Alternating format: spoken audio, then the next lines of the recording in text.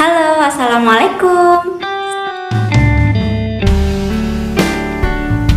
Halo semuanya, balik lagi di channel aku. Kali ini aku kembali dengan membawa bahasan hantaran lagi nih guys.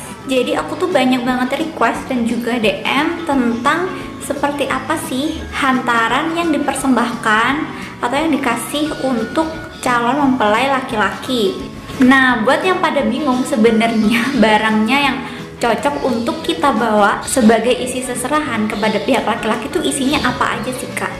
Dan banyak banget yang bingung sebenarnya kita tuh perlu ngasih nggak sih, pihak ceweknya itu perlu ngasih nggak sih seserahan ke pihak cowok?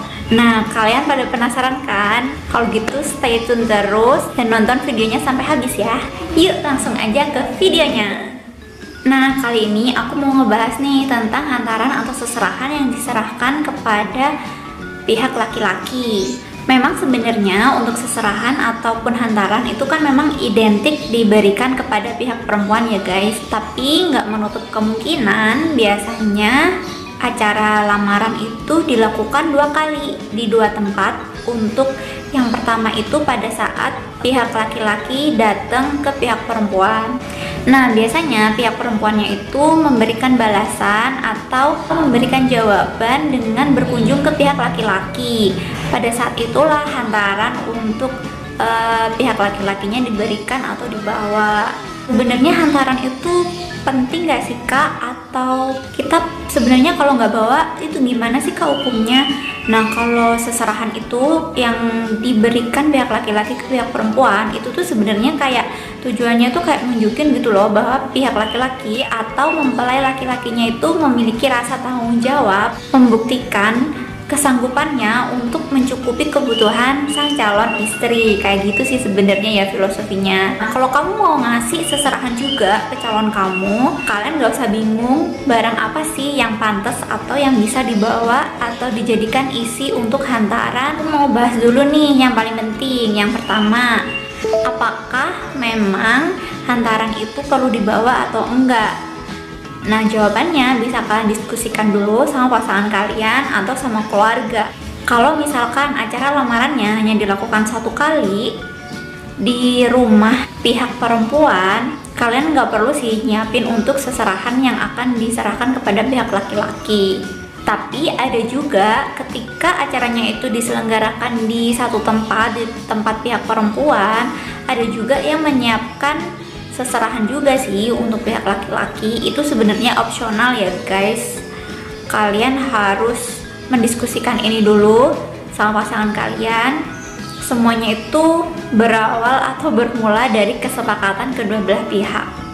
Nah, kalau misalkan acara lamarannya dilakukan di 2 tempat, di kediaman pihak perempuan dan di kediaman pihak laki-laki, otomatis pihak perempuan harus menyiapkan seserahan juga ketika menghadiri acara di kediaman pihak laki-laki. Nah, yang kedua, setelah kesepakatan tadi, kalian harus mempertimbangkan dulu nih mengenai budget.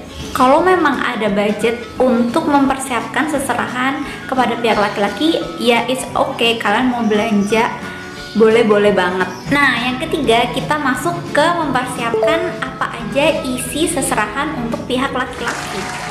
Jadi buat kalian semua yang bingung apa aja sih kak seserahan untuk laki-laki itu isinya apa sih kak?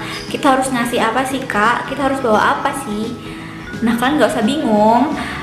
Balik lagi ke tingkat kamu mengenal pasangan kamu ya guys. Jadi untuk seserahan itu kan sifatnya opsional, nggak ada patokan harus bawa, wajib bawa ini, wajib bawa itu tuh nggak ada guys. Jadi kalian bisa beli sesuka kalian, sesuai sama budget kalian dan sesuai sama kebutuhan kalian.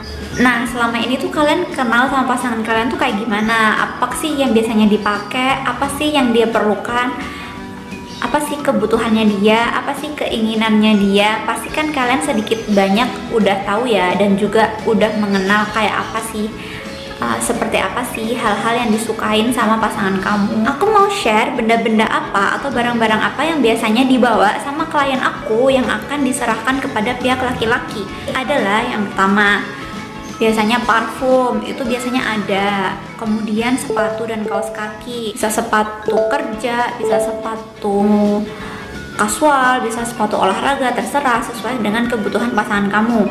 Kemudian biasanya sih jika budgetnya ada, nggak menutup kemungkinan klien aku tuh biasanya bawa gadget, misalnya nih kayak HP baru, atau bawa earphone, atau kamera, atau tablet dan lain sebagainya, seperti itu.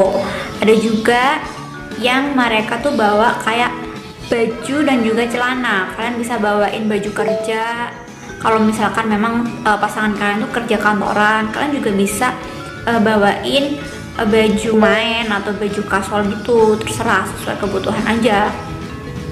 Kemudian underwear itu biasanya ada yang bawa, biasanya enggak sih, itu optional juga ya guys. Yang paling sering itu adalah dompet dan juga tas, sama belt atau sabuk ya guys ya, ikat pinggang. Itu tuh sering banget dibawa karena seringkali pasangan-pasangan mereka tuh kayak kerja kantoran gitu loh guys. Jadi sering banget tuh bawa yang sepatu pantofel, kemudian belt, dan juga dompet yang letter-letter gitu bahannya, kayak gitu. Kemudian sering juga mereka tuh bawa jam tangan ataupun dasi, nah kayak gitu. Terus untuk perlengkapan mandi biasanya kalau untuk cowok tuh nggak terlalu banyak, biasanya cuman untuk toiletries-nya beberapa item dan ditambah dengan handuk. Kemudian yang paling sering banget dikasih atau dijadikan seserahan untuk pihak laki-laki yaitu adalah sarung, kemudian sajadah, dan juga peci atau perlengkapan untuk sholat ya guys, kayak gitu. Nah, semua itu adalah contoh-contoh barang-barang yang biasanya dibawa sama klien aku untuk dijadikan hantaran untuk dibawa atau diserahkan ke pihak laki-laki. Jadi contoh-contohnya seperti itu tadi ya guys. Aku udah kasih lihat juga gimana contoh seserahannya kayak gitu tadi. Nggak kalah cantik dan nggak kalah keren di seserahan untuk pihak wanitanya ya guys. Kalau masih ada nih yang tanya, Kak sebenarnya penting nggak sih, wajib nggak sih Kak kita tuh bawa seserahan untuk pihak laki-laki? Nah itu balik lagi ya guys ke kesepakatan kalian. Kalau misalkan nih kalian nggak mau bawa atau nggak ada budget untuk bawa seserahan ke pihak laki-laki, ya nggak apa-apa, kalian bisa ngadain acara satu kali aja di kediamannya pihak perempuan. Nah kalau misalkan nih orang tua kalian minta harus 2 kali dong di pihak perempuan dan pihak laki-laki, ya nggak apa-apa. Kalian kalau misalkan nggak bawa seserahan untuk pihak laki-laki, biasanya keluarga tuh udah nyiapin kayak jajanan-jajanan gitu, atau yang biasanya disebut sanggan, itu tuh untuk dibawa ke pihak laki-laki. Jadi itu kayak makanan-makanan gitu, snack-snack tradisional gitu, biasanya dibawa dari keluarga pihak perempuan ke pihak laki-laki kayak gitu. Itu udah bisa dijadikan seserahan sih guys, itu namanya udah seserahan. Acaranya ngapain ya Kak kalau kita tuh datang ke pihak laki-laki? Nah sebenarnya acara itu tuh kayak kita tuh membalas lamaran gitu loh guys.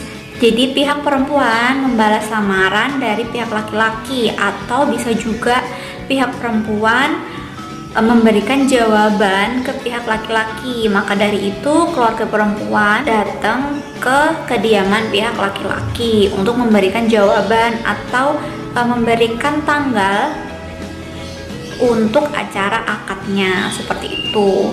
Karena kan biasanya beberapa orang dia tuh nggak langsung ditetapin gitu loh guys tanggalnya waktu lamaran pertama kayak gitu. Jadi tanggal akadnya tuh masih nanti dulu kita hitung-hitung dulu atau kita diskusikan dulu, biasanya tuh kayak gitu guys. Jadi kalau misalkan pihak perempuan udah dapet tanggalnya, nah biasanya baru tuh datang ke pihak laki-laki.